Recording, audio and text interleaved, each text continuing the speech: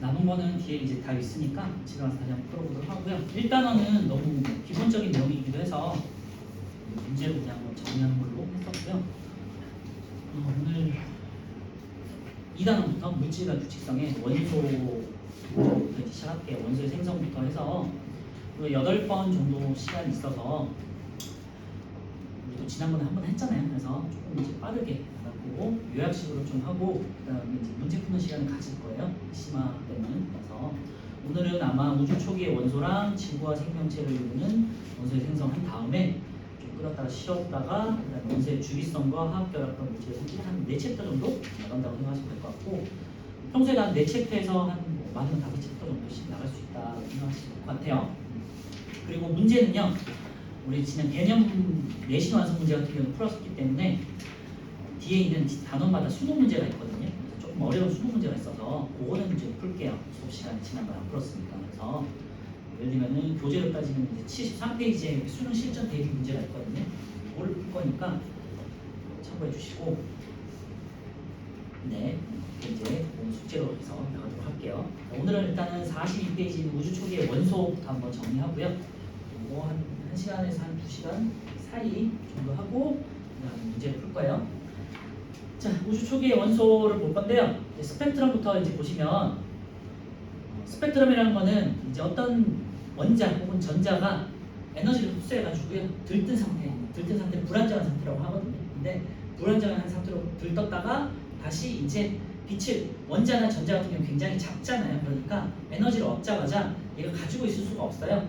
질량도 작고 몸집도 작으니까. 그래서 바로 에너지를 방출하면서 다시 제자리로 돌아가요. 안정한 상태로 돌아가는데 이때 에너지를 흡수했다가 방출하면서 에너지가 이제 보이게 되잖아요. 그렇지?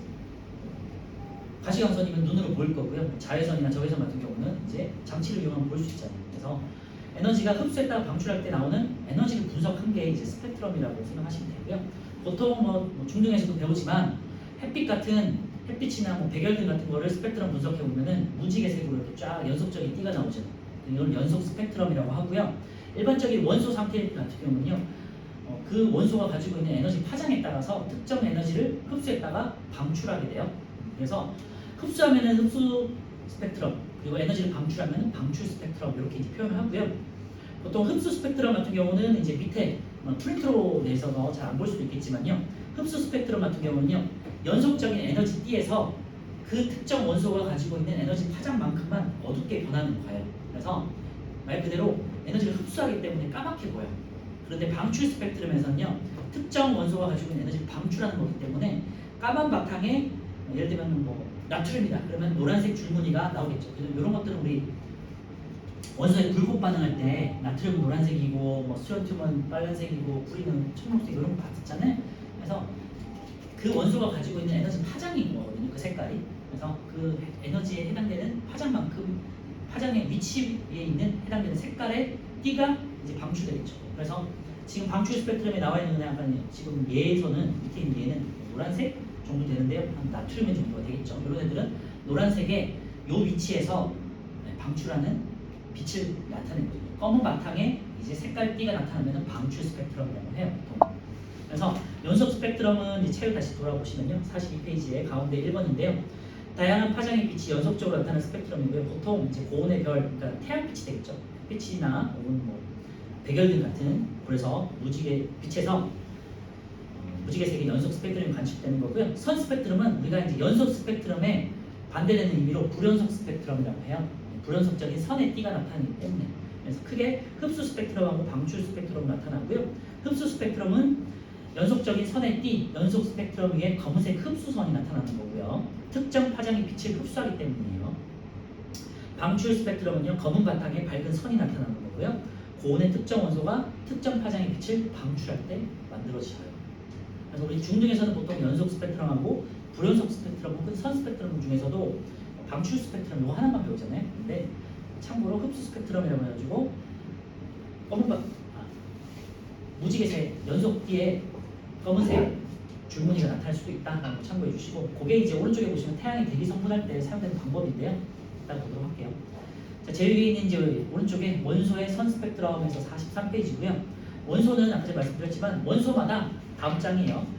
특정 파장 에너지를 흡수하거나 방출할 수 있어요. 그래서 그 원소가 이제 선 스펙트럼이 다르게 나타난다는 거고요. 밑에 보시면요, 수소는 주로 이제 왼쪽 계열의 주로 이제 파란색 색깔은 잘 안 보이시겠지만 프린트 같은 경우는 왼쪽에 보시면요, 왼쪽이 좀 고온의 에너지고요, 파장이 짧아요. 그래서 파란색 혹은 뭐 보라색 계열이고요. 오른쪽으로 가시면은 보통 이제 빨간색 계열이 나타나죠. 가운데는 노란색 계열이 나타나고요. 헬륨 같은 경우는 이제 수소보다는 좀 에너지가 조금 낮아서 보통 이제 보다. 그다음 나트륨 같은 경우는 이제 가운데에 두 줄무늬 나타나죠. 여기 노란색으로 표현되어 있는데 나트륨의 줄무늬. 이런 식으로 이제 각자의 영역에 맞는 줄무늬가 나타나는 거고요. 선의 띠가 나타나는 거고, 오른쪽에는요, 흡수 스펙트럼에 무지개 색에 이제 까만 바탕이 이렇게 딱 들어가 있는 까만 줄무늬라고 생각하시면 돼요. 그래서 수소는 방출이든 흡수든 같은 위치에 이렇게 존재하는 거 확인할 수 있죠, 그죠? 그래서 방출 같은 경우는 수소 원자가 스스로 빛을 방출할 때 찍은 거고요. 흡수 같은 경우는요, 빛이 이렇게 지나가는데 앞에 원소가 있어가지고 수소가 있어가지고 걔가 그 특정 영역의 빛을 흡수한 경우, 그렇게 해서 까만 줄무늬가 나타나는 거라고 생각하시면 돼요. 그래서 밑에 보시면요, 스펙트럼 분석을 알아내는 우주를 구성하는 원소에서 원소의 종류를 알 수 있겠죠. 선의 위치와 뭐 개수 이런 걸 통해 가지고 관측한 것들이 있기 때문에 비교해 보면은 수소가 많은지 헬륨이 많은지 나트륨이 많은지를 알아낼 수 있겠죠. 그치? 그래서 원소의 질량비를 알아낼 수 있는데 원은 두께를 통해서 알 수 있어요. 선의 두께. 흡수선의 세기는 원소의 밀도에 비례하고요. 선폭이라고 되어 있죠. 그러니까 선의 두께를 생각하시면 돼요. 선폭을 비교해서 구성원소의 질량비를 알 수 있다는 거고요. 그래서 이 스펙트럼 분석을 통해 가지고 우주에 분포하는 수소와 헬륨의 질량비를 구했더니 이제 수소와 헬륨이 약 3대 1이라는 것을 확인했고요. 그래서 질량비로 따지면 74%와 24% 질량비는 3대 1 정도 되더라라는 것을 알아낸 거죠. 그래서 빅뱅 이후에 이제 수소부터 생성되면서 그 다음 헬륨 이런 식으로 순서적으로 이제 만들어지잖아요. 그래서 수소가 가장 많았고 그 수소가 많은 원자핵들이 합쳐지면서 양성자들이 합쳐지면서 이제 헬륨이 만들어지고 분들이 계속해서 만들어지는 거잖아요. 그래서 수소와 헬륨의 비가 3대 1이라는 거 잘 참고하시면 될 것 같고요. 그래서 태양의 대기 성분을 비교해봤더니 태양이 스스로 빛을 내면서 폭발을 하잖아. 그래서 폭발을 하면서 강한 빛을 내는데 그때 태양의 대기를 둘러싸고 있는 원소들이 있을 거 아니에요. 그래서 그 원소들에 따라서 그 원소들의 위치만큼의 선에 딱딱딱 이렇게 흡수를 하니까 까만 무지개색의 연속띠에 까만색 줄무늬가 생긴다는 거죠. 그래서 대기를 분석했더니 이제 수소, 헬륨, 나트륨 등의 원소에 해당되는 파장에 까만 줄무늬가 나타났다는 거예요. 그래서 이걸 통해 가지고 태양의 대기에는 수소가 가장 많고 그 다음에 헬륨이 많고 그런 식으로 이제 분석을 했다는 거죠. 네, 이렇게 뭐 스펙트럼에 대해서 정리하면 될 것 같고요. 자, 이제 빅뱅 우주론으로 넘어가면요. 이제 빅뱅 우주론이라는 거는 이제 뭐 잘 아시겠지만 약 138억 년 전에 한 점에서 고밀도에 수축된 한 점에서 고온 고압에서 뻥 하고 터져가지고 이제 우주가 생성됐다는 거고 지금도 우주가 계속해서 팽창하고 있다는 거잖아요.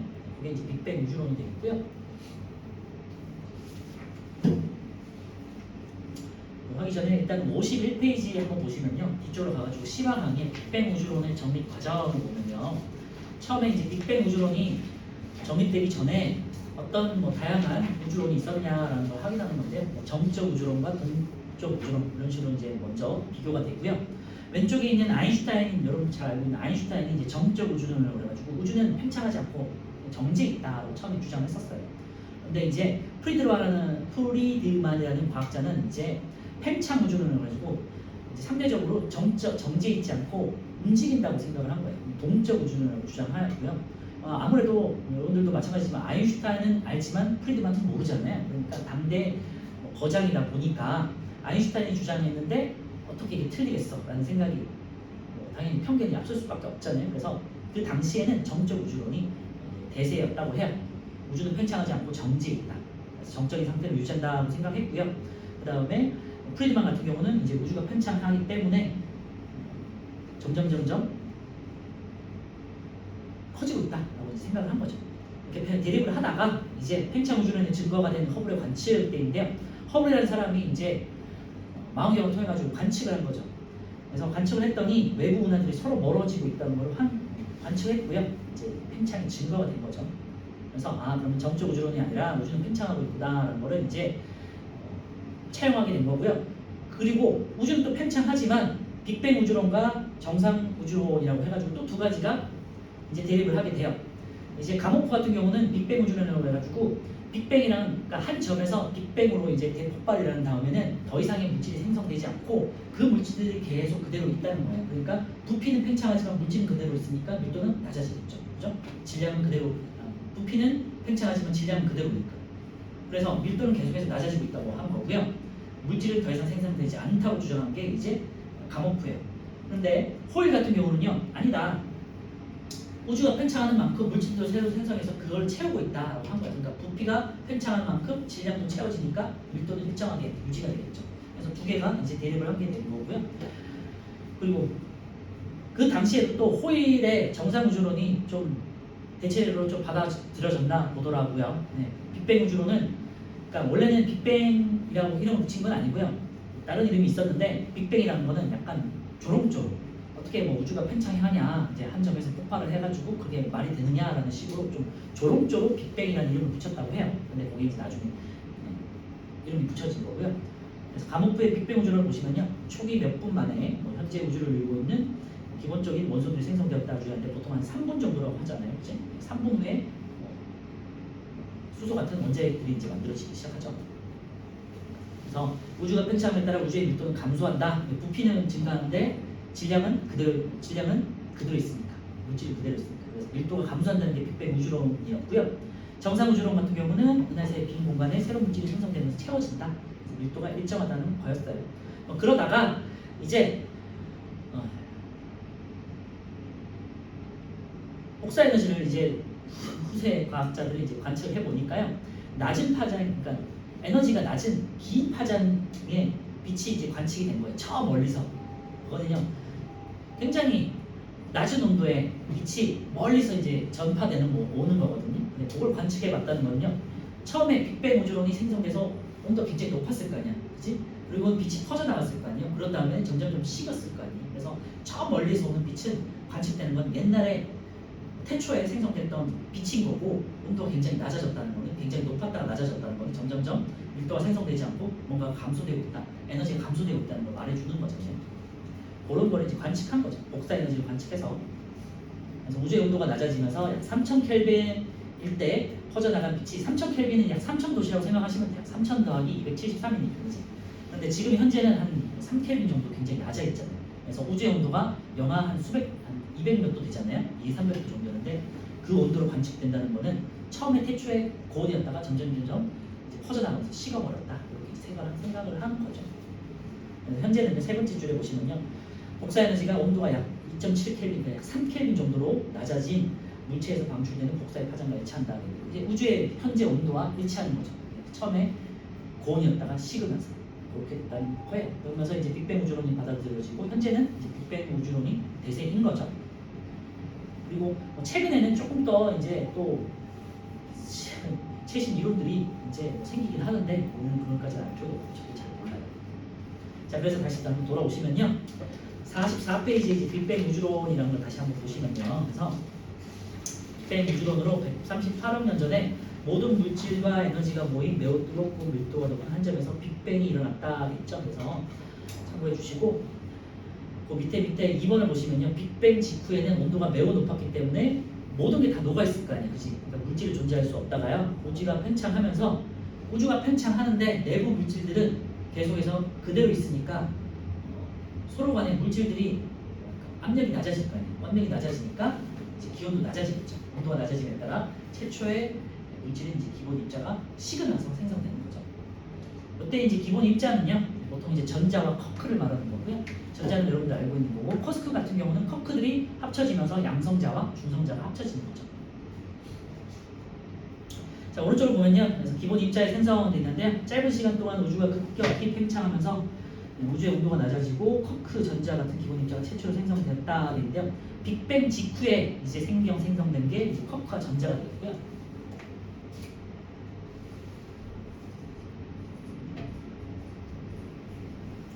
기본 입자는 빅뱅 직후에. 그래서 우리가 이 단어를 할 때는 시간이 되게 중요하다고 했잖아요. 시간과 뭐가 생성되는지가 중요하다고. 빅뱅 직후에 바로 이제 생성된 게 전자와 커크다. 이 정도만 기억하시면 될 것 같고요.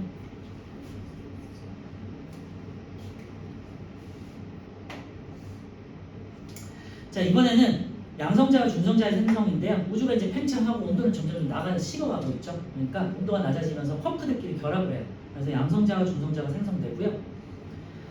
우리가 이제 지난번에 개수비, 질량비 이런 것도 했었는데요.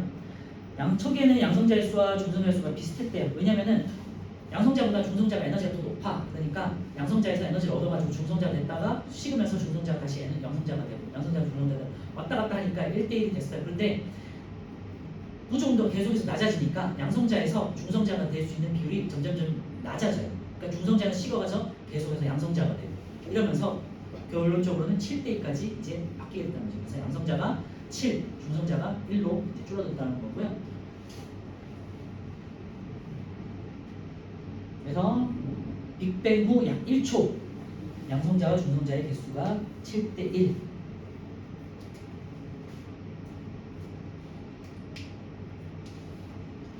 해보시면 될 것 같고, 양성자는 뭐 잘 아시겠지만 왼쪽에도 있는데요.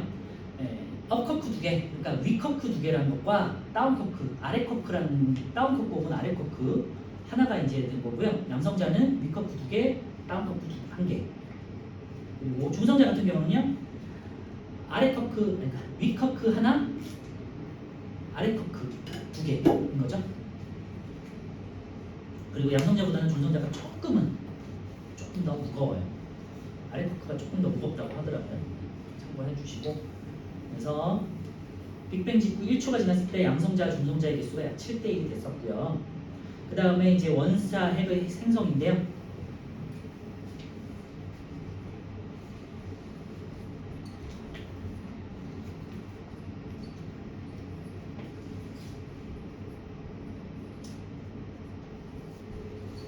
양성자끼리 결합하면서 이제 원자핵이 생성되겠죠. 그래서 이때는 빅뱅 후 처음에는 이제 수소 원자핵이 양성자 자체로 이제 수소 원자핵이 되고요. 그 다음에 헬륨 원자핵은 양성자들끼리 4개가 합쳐져서 헬륨 원자핵이 되고 약 3분이 지났을 때가 있죠. 그래서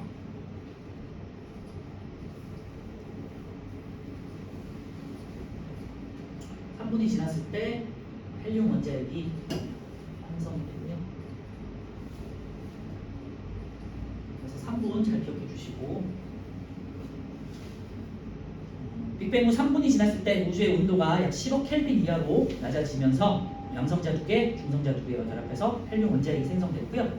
그래서 이제 질량수라고 해가지고 양성자, 중성자의 합함값이 질량수인데 수소는 1이고 헬륨은 이제 4가 되거든요. 그래서 질량이 수소는 만약에 1이라고 친다면 기준을 헬륨은 4배가 돼요. 4배 정도 무거운 애예요. 이렇게 생각하시면 되고요. 4개가 합쳐졌기 때문에. 또 3번을 보시면요. 수소 원자핵과 헬륨 원자핵의 질량비와 질량비를 보시면요. 양성자 두 개와 중성자 두 개가 결합해서 헬륨 원자핵이 생성되면 수소 원자핵과 헬륨 원자핵의 개수비가 약 12대1이 되고 질량비는 약 3대1이 된다 되는데요. 왜냐면 4개가 합쳐져서 1개가 된 거니까 12대1에서 이제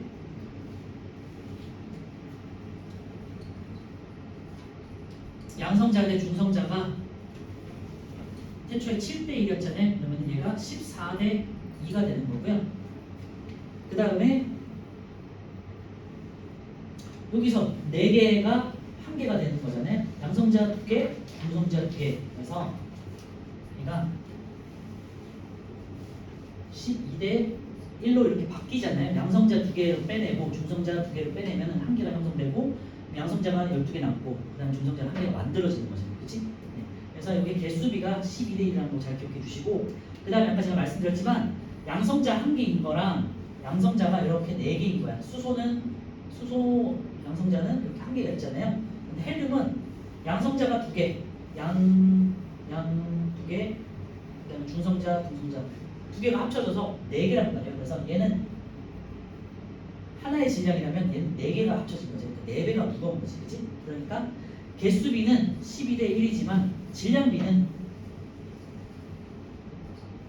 얘는 12개지만 10이지만 얘는 1개지만 4가 되잖아요. 질량비를 따지면 얘가 12개 있는 거 곱하기 12개, 얘는 곱하기 1개니까 그치? 12대4가 되잖아요. 그래서 질량비는 3대1이 된다고 했었죠. 그렇죠? 그래서 요거 잘 기억해 주세요. 숫자.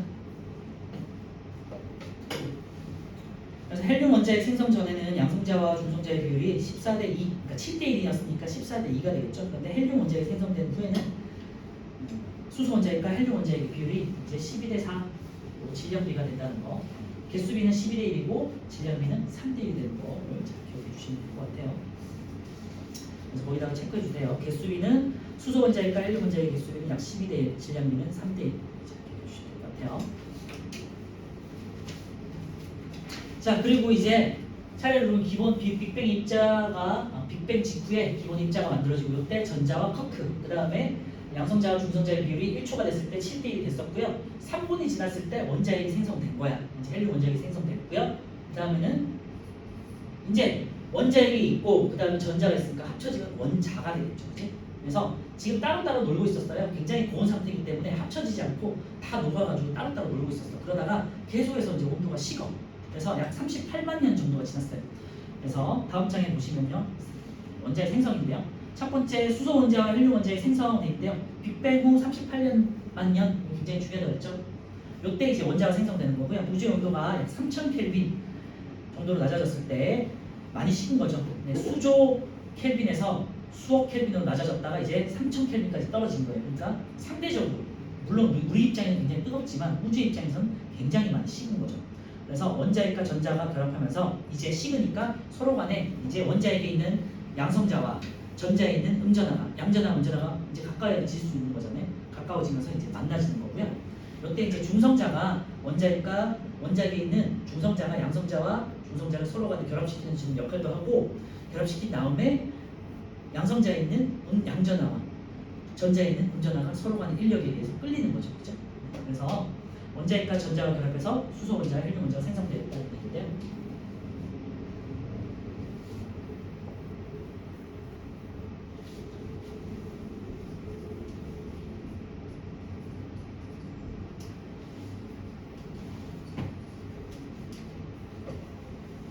그래서 38만 년에 원자가 생성됐다. 원자핵하고 전자가 합쳐졌다. 이렇게 잘 기억해 주시면 될 것 같아요.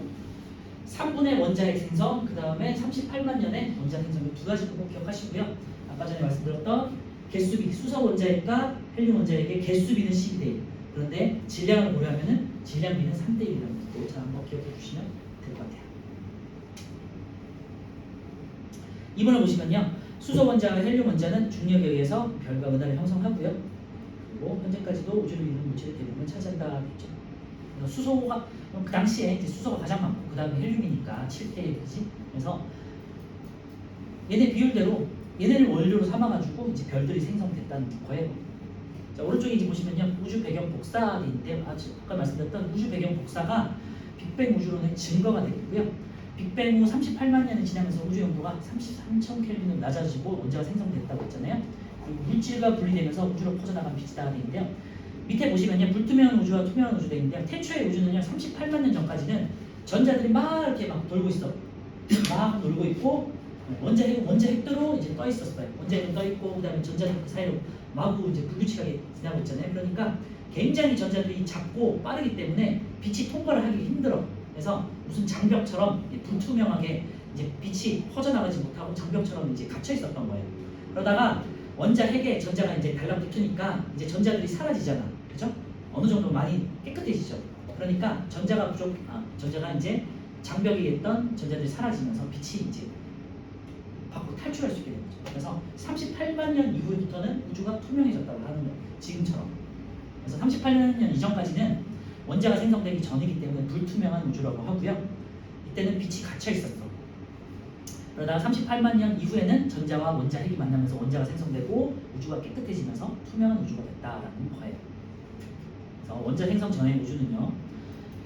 원자가 생성되기 전의 우주는 전자와 양성자, 헬륨 원자, 그 다음에 빛 등이 마구 섞여 있는 상태예요. 그래서 앞으로 빛이 퍼져나가지 못하니까 불투명한 상태였고요. 그래서 우리는 38만 년 이전의 상태는 우리가 확인이 불가능해요. 관측이 안 돼. 그리고 지금 우리가 관측하는 빛은 38만 년이 지난 다음에 빛인 거예요. 이번 원자 생성 후의 우주는요. 우주의 온도가 약 3000 켈빈 낮아지고요. 전자가 원자핵과 결합하면서 원자가 생성되고요. 빛은 전기를 띤 입자의 방해를 받지 않고 더 이상 이제 방해할 게 없잖아요. 그치? 그 우주권으로 직진하면서 퍼져나갈 수 있죠. 빛이라는 건요 이렇게 이제 휘면서 나갈 수 있는 게 아니라 직진하는 성질을 가지고 있잖아. 그러니까 뭔가가 앞에 가리고 있으면 통과를 못해. 그러다가 이제 깨끗해지니까 직진해서 곱게 나갈 수 있는 거죠. 이때를 이제 우주가 투명한 상태가 됐다고 하는 거고요. 이때 관측되는 이제 파장이 우주 배경 복사로 관측되고 이게 이제 점점점 식어서 3000켈빈에서 식어서 지금 3켈빈의 온도로 관측이 되는 거예요. 그러니까 3켈빈이라는 건 굉장히 낮은 온도고 에너지가 낮은 상태이기 때문에 파장이 길게 해서 관측이 돼요. 이때 보시면 그래서 평균 온도가 2.725 켈빈 정도로 나와 있고요. 이런 것들이 이제 위성을 이용해서 관측을 하는 건데 뭐 우리는 자세한 건 알 필요는 없죠. 그래서 우주 배경 복사라는 게 이게 그냥 우주 빅뱅 우주론의 증거가 되는구나 정도로 기억하시면 될 것 같고, 여기서는 원자 생성 전은 불투명한 우주다, 원자 생성 후에는 투명한 우주다, 이 정도만 이제 구분할 수 있으면 돼요.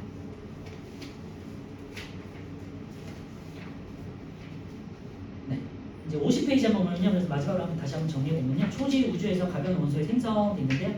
빅뱅 직후에 빅뱅 직후에 기본 입자들이 생성되고요. 전자와 쿼크가 이제 생성되고 뭐 이렇게 10의 마이너스 35층 이런 건 알 필요는 없죠. 그냥 빅뱅 직후 쿼크 전자, 그 다음에 한 10의 마이너스 6승초 후에 뭐 이제 중성자, 양성자가 이제 만들어지는데 그 사이에 한 1초 정도 지났을 때 그냥 이것만 기억하세요. 양성자와 중성자의 비율이 7대 1이었다. 네, 에너지가 온도가 낮아지면서 양성자가 에너지를 더 이상 흡수를 못하니까 중성자로 전환하는 비율이 낮아져서 7대 1이 됐다라는 거고요. 그 다음에 3분 후, 이게 가장 중요하죠. 3분 후에 수소 원자핵과 헬륨 원자핵이 생성되기 시작하고요. 그 다음에 두 번째로 중요한 약 38만 년 후에 드디어 이제 원자들이 생성된 거예요. 그리고 38만 년 이후에는 우주가 깨끗해지고 투명한 우주라고 부르는 거예요. 이렇게 정리할 수 있겠죠? 그리고 4억에서 7억 년 후가 아까 전에 이제 잠깐 언급드렸던 별과 은하가 형성되는 시기예요. 그러니까 138억 년 중에서 한 4억 년에서 7억 년 정도의 별과 은하들이 이제 생성되기 시작한 거니까 그 이후에는 한 100억 년 전, 130억 년 정도, 130억 년이 흐른 거죠. 그리고는 계속해서 팽창하고 있는 거예요. 넘어가고요. 그 다음에는 이제 56페이지에는 지구와 생명체를 이루는 원소의 생성인데요. 이제 별에 탄생해서 어떤 원소들을 이제 방출하는 거에 대한 거죠. 원소들이 생성되고 방출하는 거에 대한 거고요. 크게 두 가지로 분류할 수 있다고 그랬죠. 태양과 질량이 같은 별의 일생, 그 다음에 태양보다 질량이 한 10배 정도 이상 되는 큰 별들의 일생으로 나눌 수 있고요. 보통 태양까지를 주계열성이라고 하고, 주계열성부터 이제 더 질량이 큰 애들은 뭐 초고성, 초신성 이런 식으로 이제 폭발하게 되겠죠.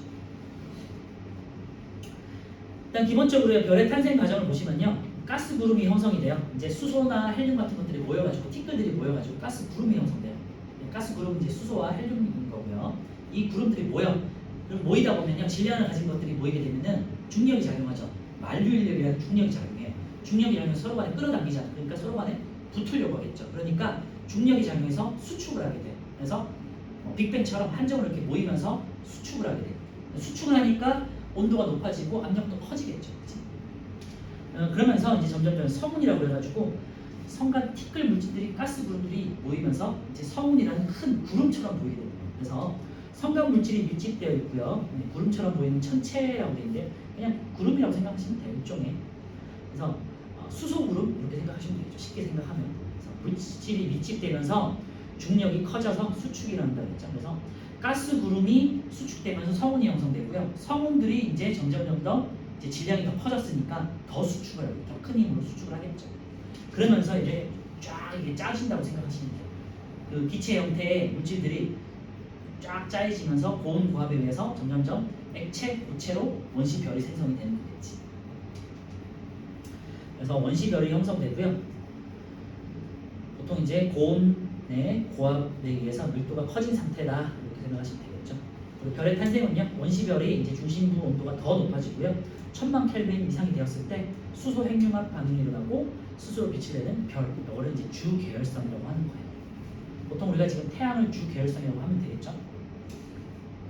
그래서 주계열성과 헬륨의 생성을 보시면요, 주계열성이라는 건 아까 전에 방금 말씀드렸지만 수소로 빛을 낼 수 있다는 거고요. 보통은 이제 수소 핵융합 반응을 통해 가지고 수소가 수소끼리 합쳐지면서 헬륨이 되는데 이때 질량 결손이 생기거든요. 그래서 수소 한 개에서 헬륨 4개가 될 때 그럼 딱 4배가 되는데 사실은 이게 압축되기 때문에 질량이 조금 감소되는 부분이 있어요. 이 질량이 감소되는 만큼 에너지를 방출시켜요. 모든 물질들은. 그래서 질량 감소되는 만큼 핵융합이 이루어질 때 질량 감소되는 만큼 에너지를 방출하게 되고요.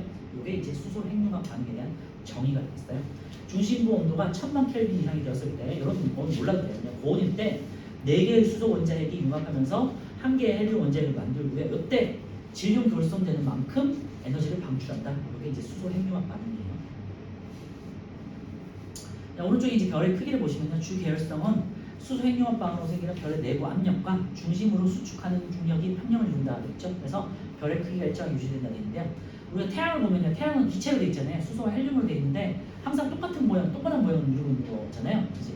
그 이유가 되게 궁금한데 보시면요. 오른쪽에 보시면요. 이제 중력 수축에 의해서 안쪽으로 들어가려는 힘이 있지. 그런데 중심부에서는 수소 핵융합 반응으로 해서 폭발을 하잖아요. 그죠? 그러니까 폭발해서 기체가 밖으로 퍼져나가는 걸 하는데 중력이 안쪽으로 계속 잡아당기는 거예요. 그러니까 폭발도 하지만 안쪽에서 잡아당겨요. 그러니까 태양 같은 경우는 동그랗게 계속해서 유지가 되는 거죠. 그죠?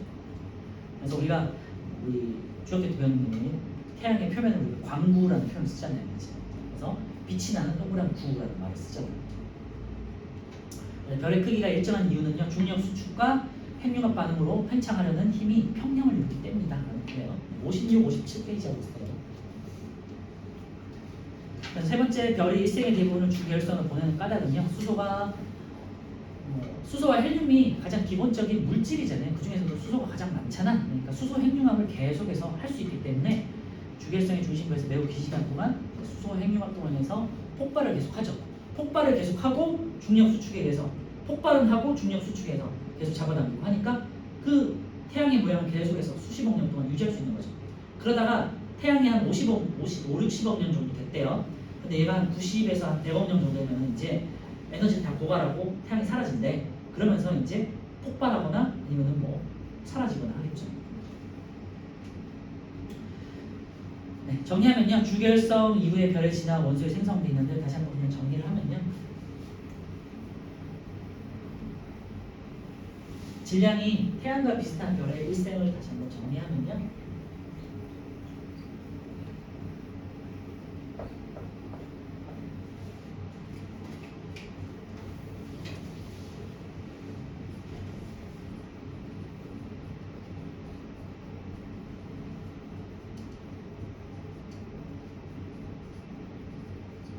태양 정도의 크기와 질량을 가지고 있는 별의 일생이고요. 주계열성 현재 이제 태양이라고 생각하시면 돼요. 그래서 한 100억 년 정도 지났어. 그러면 이제 적색 거성이 되고요. 빨간색이 큰 별이라는 뜻이에요. 그러니까 태양이 이제 커진다는 소리예요. 에너지를 고갈하면서. 그리고 행성상성운이라고 되어 있는데요. 행성 모습을 한 이제 성운이라는 뜻이에요. 성운은 가스 구름들이 모여 있는 거예요. 그러니까 일종의 거의 폭발한 거지. 여기까지가 거의 별인 거고요. 여기서는 이제 거의 폭발해서 가스 구름으로 퍼져나가기 직전인 거예요. 그 다음에는 다 퍼져나가고 이제 쪼그라들어요. 그래서 백색 외성이 돼요. 외자는 드워프라는 뜻이에요. 난쟁이. 그래서 우리 외소하다는 표현 쓰잖아요. 그 외자고요. 백색 외성, 굉장히 쪼그라드는 거예요. 태양보다 훨씬 쪼그라들어서 중심에 있는 작은 그냥 하나의 그냥 죽은 별이 되고 나머지 것들 다 터져서 밖으로 퍼져나가는 가스들. 그래서 주계열성의 일생은요. 적색 거성이 있다가 그다음에 행성상 성운이 됐다가 이제 백색 외성이 되는 거 한번 정리해 볼게요. 그래서 주계열성 이후의 별의 진화 원소의 생성을 보시면요. 적색 거성에서는 이제 탄소까지 생성된다 돼 있는데요. 자, 질량이 태양과 비슷한 별은 주계열성 이후에 이제 적색 거성으로 이제 변화가 되고요. 그 다음에 행성상 성운, 백색 외성으로 지나면서 적색 거성의 중심부에서 탄소까지 생성된다 되어 있고요. 오른쪽에 그림을 보시면요. 두 번째 적색 거성의 형성이라고 되어 있죠. 그래서 가운데 중심부는 수축을 하고요. 밖으로는 이제 팽창해 나가죠. 그러니까 안쪽에는 이제 수축을 하지만 바깥쪽으로는 이제 왜냐하면 중력이 약해지니까, 그치? 그리고 수소 핵융합 반응이 약해지니까 점점 밖으로 퍼져나가는 거예요. 그러면서 이제 크게 보이겠죠. 근데 사실은 온도가 굉장히 낮아지고 에너지 상태가 굉장히 낮아진 상태가 되죠. 거의 이제 노년에 들어갔다고 생각하시면 되죠. 그래서 중심부에는 수축이 이루어지고 외곽층에서 팽창이 일어나는데요.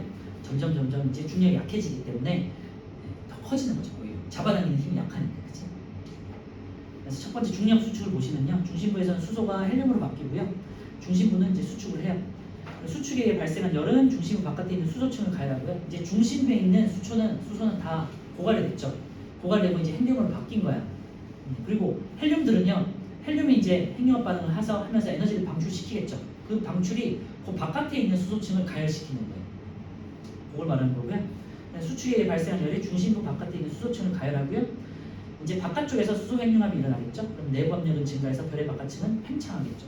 그래서 안쪽에서 아까 말씀드렸지만 수소보다는 이제 헬륨이 에너지 상태가 좀 약하단 말이야. 그러니까 덜 잡아당길 수 있겠지, 그치? 그러니까 바깥에서는 계속해서 팽창하고 안에서는 중력이 적게 작용하니까 별은 커지는 거죠. 그게 이제 적색 거성이에요. 그래서 뭐 결론은요, 팽창하는 별은 표면 온도가 낮아서 붉은색으로 띈다. 아시겠지만 빛 같은 경우는요, 흰색이나 보통 이제 파란색을 뜰 때 보통 고온이라고 하고 굉장히 고온이죠. 그리고 노란색, 빨간색으로 갈수록 에너지가 낮은 상태가 되잖아요. 그래서 태양 같은 경우는 지금 약간 노란색에서 주황색 단계인 거고, 여기서 이제 에너지가 더 사용되면은 빨갛게 변하는 거예요. 빨갛게 아예. 오렌지 적색 거성이라고 해요. 온도가 낮아서 붉은색을 띠고 이때 단계의 별을 적색 거성이라고 한다. 헬륨 핵융합 반응을 보시면 헬륨으로 이루어진 중심부가 계속 수축해서 온도가 1억 켈빈 이상이 되면 헬륨 핵융합 반응이 일어나고요. 탄소가 생성된다. 그래서 이때는 질량이 태양과 비슷한 별의 일생은요, 주 계열성에서는 수소까지, 그 다음에 적색 거성에서는 헬륨, 그리고 헬륨을 다 태우면 이제 탄소가 되고 끝이에요. 그리고 얘가 별이 행성상 성운이 되면서 딱 펑 하고 터졌어. 그러면은 가스들이 수소, 헬륨, 탄소 같은 것들이 이제 우주선으로 퍼져나가는 거죠. 그렇죠? 그리고 나머지 것들은 모여가지고 백색 외성이 돼요. 그래서 쭈그러들어서 이제 일생을 다 한 거죠. 그리고 나머지 이제 수소, 헬륨, 탄소 같은 경우 우주로 퍼진 다음에 얘네끼리 또 어떤 지점에서 또 모이면은 별이 될 수도 있겠죠. 밑에 이제 그림을 보시면요, 적색 거성 한번 확인할 수 있고요. 헬륨 핵 중심부에서는 이제 헬륨 핵융합 반응이 일어나는 걸 볼 수 있고, 그 바깥층이 이제 수소 핵융합 반응으로 이제 바뀐 거예요. 그 다음에 헬륨이 끝나면은 이제 헬륨 다음에 이제 탄소가 된 거죠. 이런 식으로 바뀌었다는 거고요. 뭐 원소 수소를 따져보면 수소, 헬륨, 리튬, 벨륨, 붕소, 탄소잖아요. 그치? 이런 순서대로 탄소까지 하고 마감을 한다는 소리예요. 그 적색 거성 이후의 진화를 보시면요, 핵융합 반응이 중단되면 별의 바깥층은 팽창해서 우주로 퍼져나가고요. 이때 행성상 성운이 되는데, 오른쪽 그림을 보시면요, 프린트 잘 안 보일 수도 있겠는데 어두워서 이제 가운데 백석 외성이라고 해가지고 되게 조그만 점이 생기고요. 그 다음에는 뭐 파란 부분이 있거든요, 이렇게.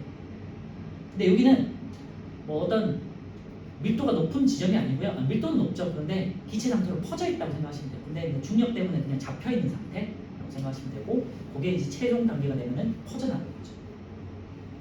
그래서 핵융합 반응이 중단되면 별의 바깥층은 팽창해서 우주로 퍼져나가서 행성상 성운이 되고요. 별의 중심부는 수축하면서 밀도가 큰 백색 내성이 되면서 이제 거의 죽은 거죠. 이제 별로서의 이름 자체가 외성이 됐잖아요. 이제 행성이 아니라 항성이 아니라 외성이 되어버렸다는 거는 별에서의 일생을 끝냈다는 소리가 되겠죠. 그리고 오른쪽에 제일 아래 보시면 행성상 성운에 질량이 태양과 비슷한 별의 마지막 단계에서 바깥층이 방출되어 만들어진 고리분에 가스 물질이 나가고요. 중력 때문에 잡혀 있다가 중력이 약해지면 퍼져나가게 되고 나중에 성간 물질이 돼요. 자, 그 다음에 이제 질량이 태양보다 훨씬 큰 별의 진화와 원소의 생성까지만 보고 좀 쉴게요. 주계열성 이후의 진화와 원소의 생성인데요. 미리 이제 결론을 말하면요, 질량이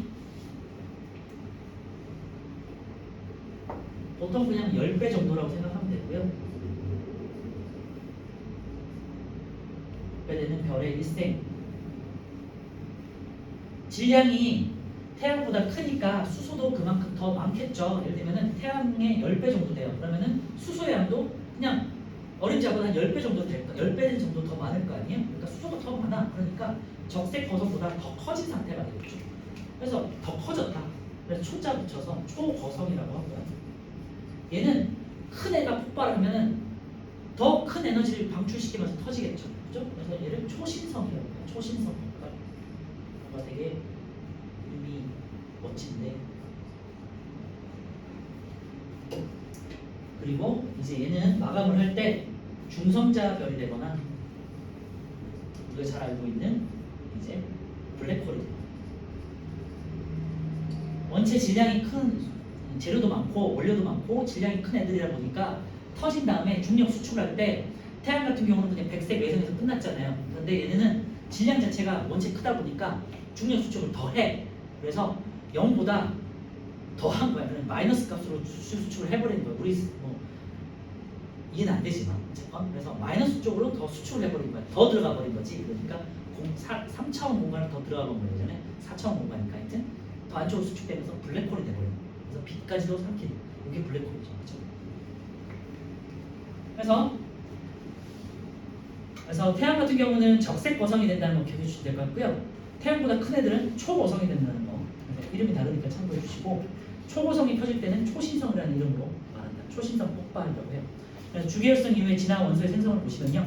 초고성에서는 이제 철까지 원소가 생성되는데요. 질량이 태양보다 훨씬 큰 별은 주계열성에서 적색 고성보다 큰 초고성으로 진화하고요. 초고성의 중심부에서는 철까지 생성됩니다. 왜냐하면 수소가 원체 더 많으니까, 그렇지?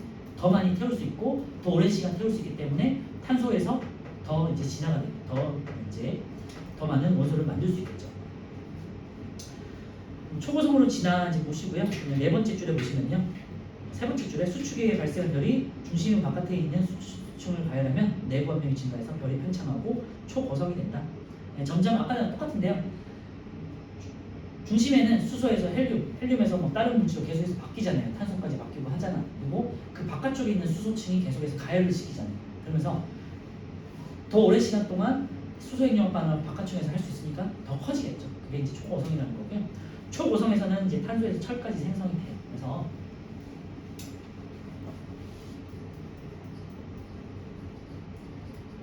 수소와 헬륨, 탄소를 거친 다음에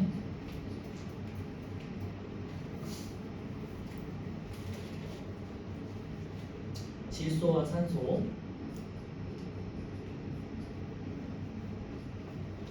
그리고 네온, 마그네슘 탄소가 8번이고 탄소가 6번이고 질소가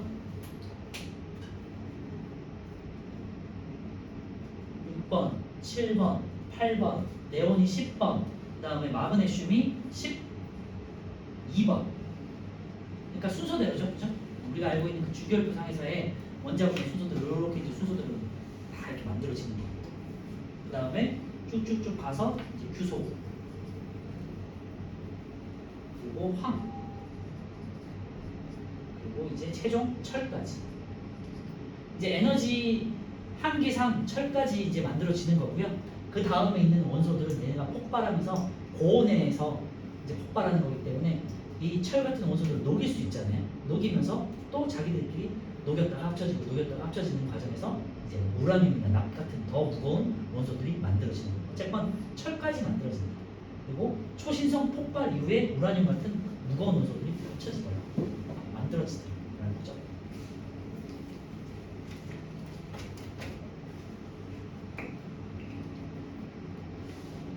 그래서 이제 초고성에서 탄소와 철의 생성을 보시면 초고성의 중심부가 계속 수축하면서 온도가 약 1억 켈빈 이상이 되고요.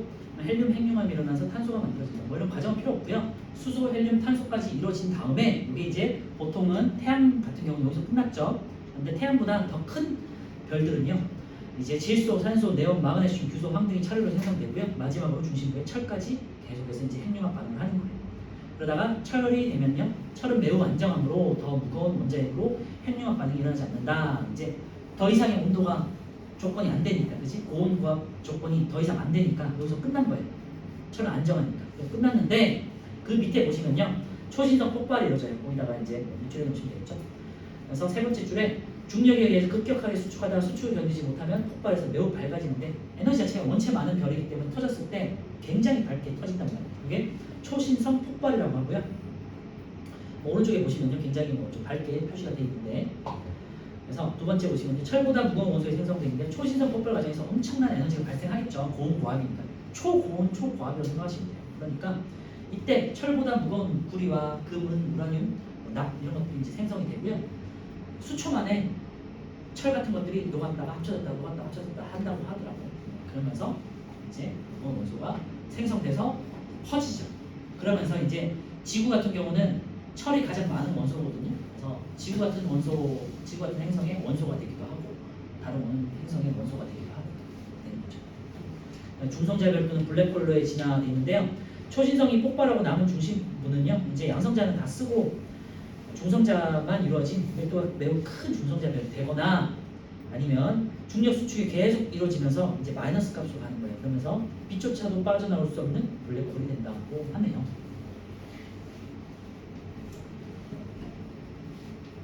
블랙홀이라는 거는 아직도 우리 가수들이 잘 모르잖아요. 사실은 그지? 관측이 안 되기 때문에 이런 존재 확인할 수 있고 얼마 전에 블랙홀이 뭐 위성인가 뭐 이렇게 사진으로 한번 찍힌 적은 있어요. 그래서 한번 유튜브 같은 거 보시면 있으니까 찾아보시고 그만큼 블랙홀에 대해서는 잘 모르는 상태라는 것만 참고해 주시고 왜냐면 빛이 들어가면 빠져나올 수 없기 때문에 관측이 안 되잖아요. 그치? 참고해 주시고요. 자 오른쪽 이제 마지막으로 원소의 순환인데요. 가스 그룹이 형성된 다음에 수성운으로 수축되고 그 다음에 원시별이 형성되고 얘네가 이제 수소 핵융합 반응부터 해서 쭉 핵융합 반응 통해서 원소가 만들어지고 폭발을 하잖아요. 그치?